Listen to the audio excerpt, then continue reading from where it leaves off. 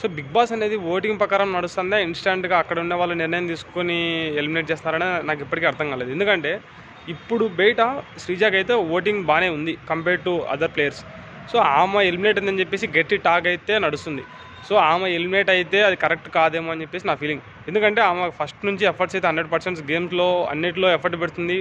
ఎక్కడ తప్పు ఉంటే అక్కడ పాయింట్ పెడుతుంది. నిన్న గేమ్ బాగా ఆడామని చెప్పేసి నాగార్జున గారు కూడా అన్నారు. సో ఇన్ని ఉండి కూడా అమ్మాయిని ఎలిమినేట్ చేశారు అంటే ఆ గేమ్ కరెక్ట్గా లేదేమో అనేది నా ఫీలింగ్. ఇంకొకటి, ఒకవేళ సీక్రెట్ హౌస్ మళ్ళీ ఉండొచ్చు. ఎందుకంటే సంజన గారిని ఇంతకుముందు ఎక్కువ రోజులు అయితే పెట్టలేదు. జస్ట్ వన్ డే పెట్టి మరుసటి రోజుకైతే పక్కన మళ్ళీ లోపలికి అయితే పంపించారు.